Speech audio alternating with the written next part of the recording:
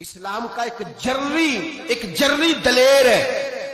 اسلام کو ایک ایسا ثبوت اللہ نے عطا کیا ہے کہ یہودی کہتا ہے اگر 6 مہینے یہ شخصیت دنیا میں اور رہتی تو شاید دنیا میں کوئی کافر نہ بچتا۔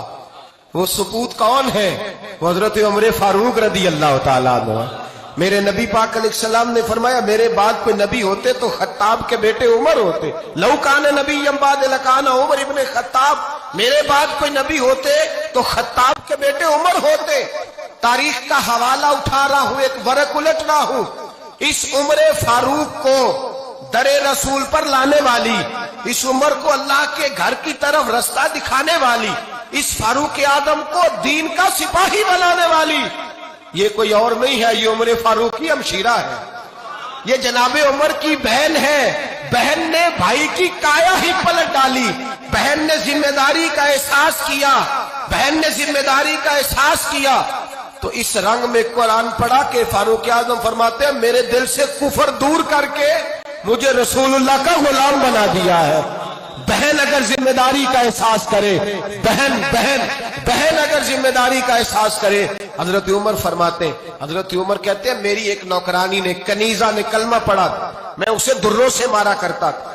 میں تلوار لے کے گھر سے نکلا حضور کو شہید کرنے، تو مجھے کسی صحابی نے کہہ دیا تو حضور کو شہید کرنے جا رہا ہے، گھر کی تو خیر منا، تیری بہن اور بہنوئی بھی کلمہ پڑھ گئے۔ کہتے میں گیا، باہر دروازے پہ تھا تو میری ہمشیرہ اندر قرآن پاک کی تلاوت کر رہی تھی۔ فاطمہ بنت خطاب، فاطمہ بنت، کتنا پسند ہے یہ نام صحابہ، کس نے رکھا ہوا ہے؟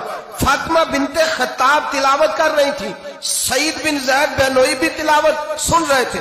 فرماتے میں نے قرآن سن لیا، دروازے پہ دستک دو جی، بہن نے دروازہ کھولا، قرآن پاک کے صفحے چھپا دیے۔ کیا کر رہے تھے تم لوگ؟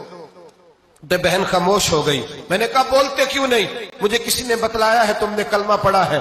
تو کہتے میری بہن جو مجھ سے اتنا پیار کرتی تھی کہ کبھی بولی نہیں تھی، کبھی بات جو میں کہتا تھا ہو جاتا تھا، آج میں نے اس بہن کی آنکھوں میں توحید کی لذت دیکھی، اس کی پیشانی میں سجدے کا نور دیکھا، اس کے لب و لہجے میں رسول اللہ کی شریعت کی چھاپ دیکھی، تو میری بہن کہنے لگی عمر تم نے جو سنا ہے سچ سنا ہے، اب میں اور میرا خامد مصطفیٰ کے نوکر ہیں، اب ہم دین کے پیروکار ہیں۔ کہتے زور سے تماچا مارا، میں گر گئی، میرے خامد کو مارا پیٹا، کبھی جھگڑا نہیں ہوا تھا، آج پہلے دن عمر نے مارا، میری پیشانی سے خون نکلا، اٹھ کے کھڑی ہوئی۔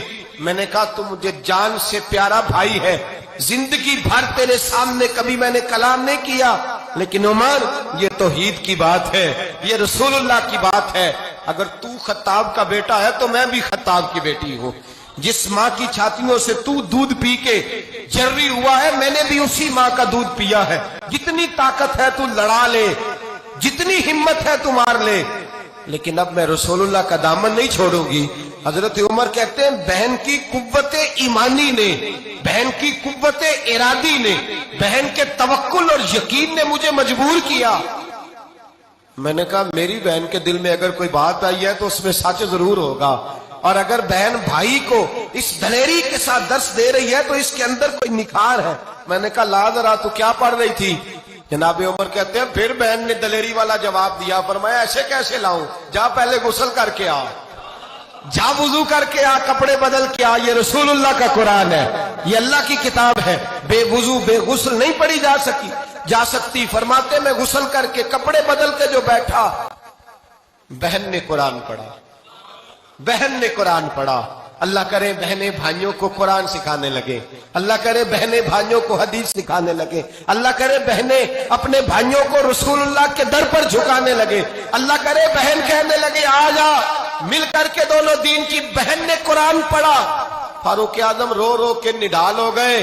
حضرت عمر کہتے ہیں بہن کی زبان سے چند آیتیں سنی تو میں نے کہا مجھے باندھ لو، ہاتھ باندھ لو، میں حضور کو قتل کرنے کے ارادے سے آیا تھا نا، اب مجھے باندھ لو، کرو آیا سا مار مقامنے نو، ہن مینو مار دے لے چلو، مت عمر دی عمر برباد ہوئے جتھے عمر سوار دے لے چلو، اب مجھے لے جاؤ در رسالت ماپ۔ ایک بہن نے ذمہ داری کا احساس کیا تو حضرت عمر جیسا سپورٹ دیا۔